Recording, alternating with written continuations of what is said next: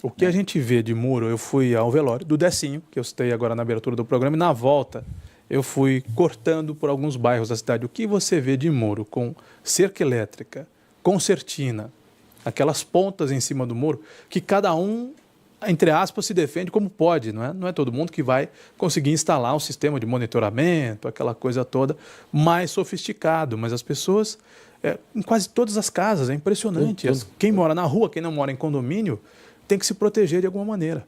Eu tive em Macapá há algum tempo e as casas, assim, a janela todas as janelas têm uma grade, assim, as portas têm grade.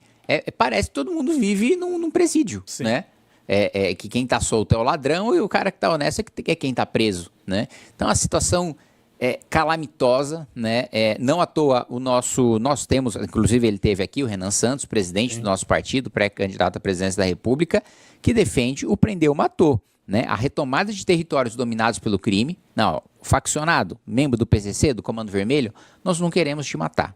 Mas se a gente entrar no seu território e você quiser, no seu território entre aspas, né, que é o território do Brasil, e você receber a polícia à bala, nós vamos te matar. E nós vamos matar todos os faccionados que não se renderem imediatamente assim que tiver a presença da polícia. Se não tiver essa atitude, a gente vai continuar sendo tomado pelo crime para sempre. E inclusive, eu converso muito, sou muito próximo da Polícia Militar de São Paulo. Eles reclamam, né, que o governador não deixa que eles levem em frente operações para de fato matar essas lideranças do crime, porque eles sabem que nenhum deles vai se render, eles vão ser recebidos na bala.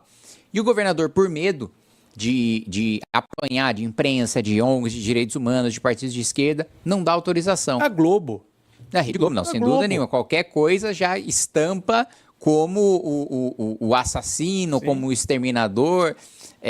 Mataram os coitadinhos na comunidade. Exato. Né? Não, olha só. Operação arbitrária, usaram de violência desproporcional. Não, olha o caso da operação. Nenhuma pessoa boa morreu. Foi quase a operação do Rio de Janeiro. Né? Não, aquela foi uma operação impecável. Bom. Foi uma operação impecável. Porque assim, não teve sequer uma bala perdida para matar um morador inocente. E isso acontece nas operações, né? E eu, inclusive, defendo que quando morre um inocente numa operação policial, que quem responda pelo homicídio do inocente seja o traficante, seja o fraccionado. Porque se o criminoso não estivesse ocupando ilegalmente um território em primeiro lugar, não tinha operação, não tinha troca de tiro.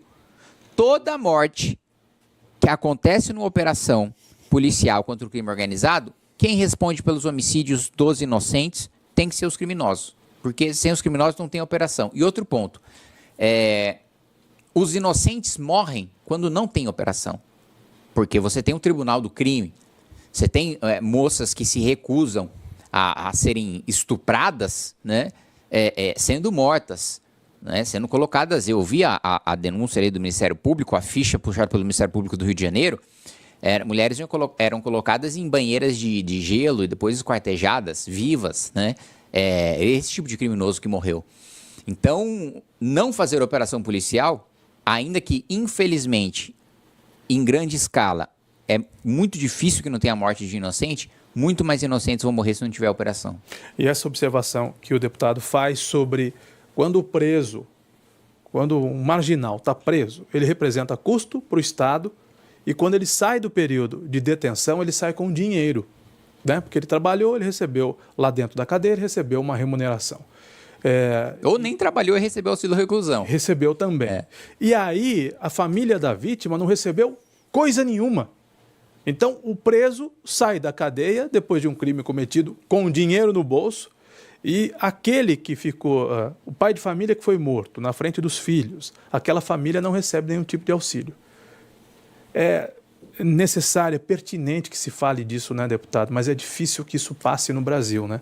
Isso seja aprovado no nosso Congresso. Na né? PEC da segurança, relatado pelo deputado Mendonça Filho, pela primeira vez a gente colocou no artigo 5º o direito da vítima, que a pena ela seja proporcional para causar justiça à vítima. Porque o artigo 5º hoje só possui garantias para os criminosos, quando a gente fala de direito penal e processual penal. Pela primeira vez a gente está colocando o da vítima.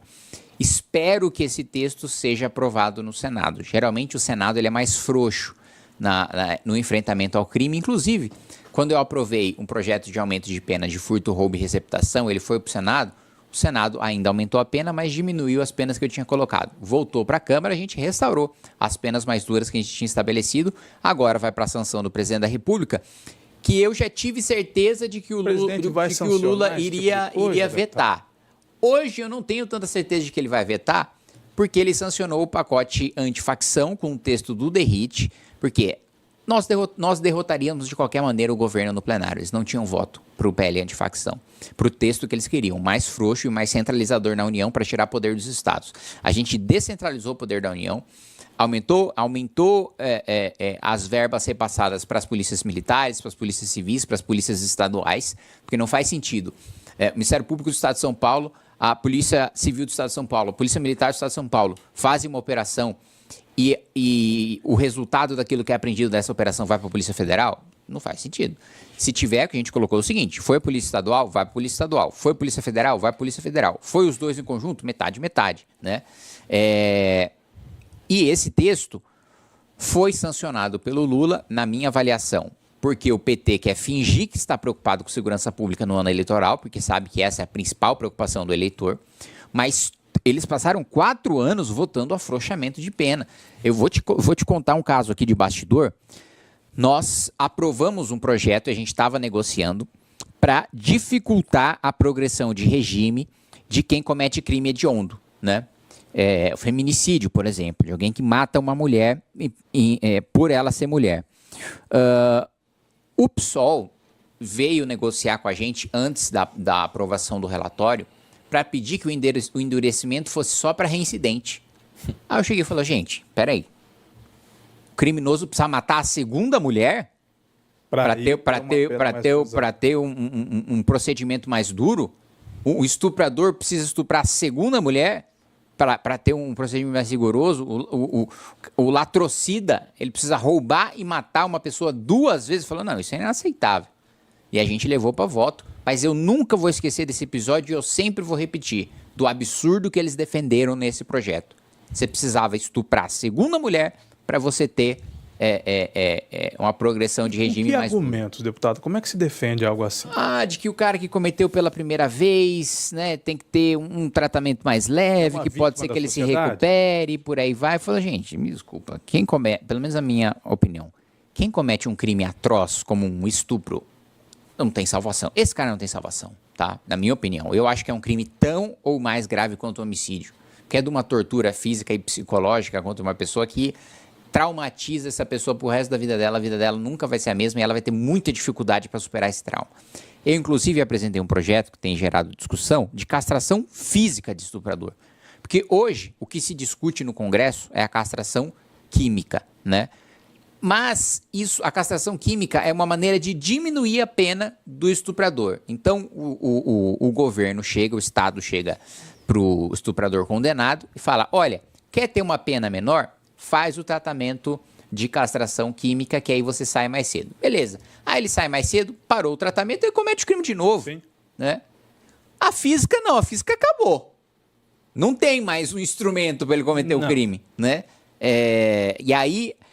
tem a discussão de constitucionalistas falando, não, mas é inconstitucional porque o texto da Constituição diz que é vedado penas de caráter perpétuo. Falei, olha, eu não instituí pena de morte para esse cara, que eu gostaria.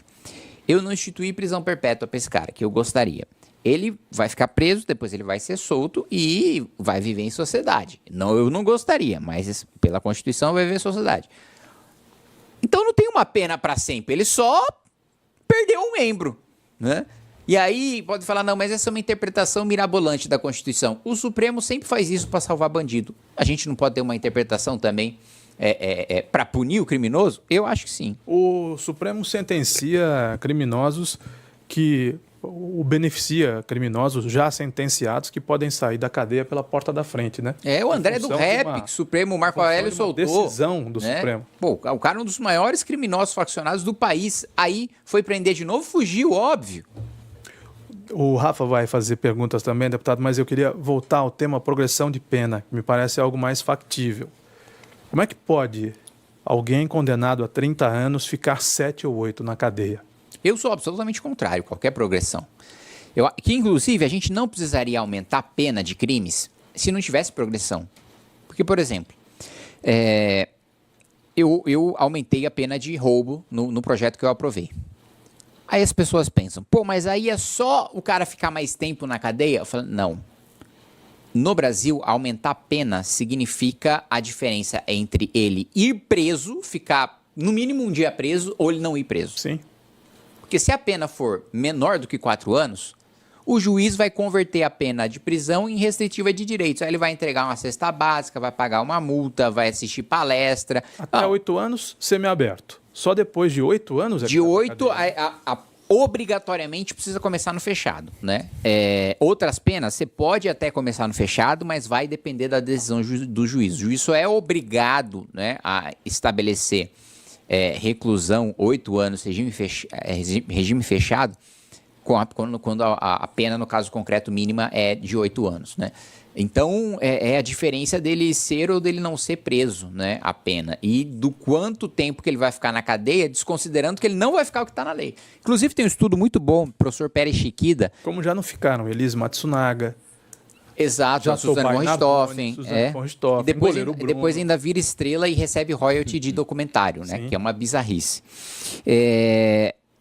Então, se não tivesse progressão, cumprisse a pena de ponta a ponta, as penas hoje estão altas se não tivesse progressão, se não tivesse esses benefícios processuais, né?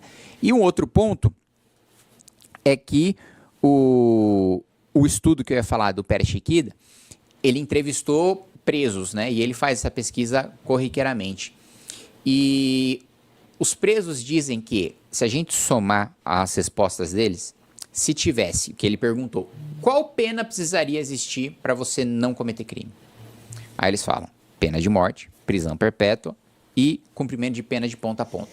Mais de 80% dos criminosos falam que essa é a melhor solução. Então eu falo, meu amigo, se o cara que vive disso tá dizendo que essa é a solução, quem sou eu para discutir? Se gostou do vídeo, deixe o like e se inscreva no canal.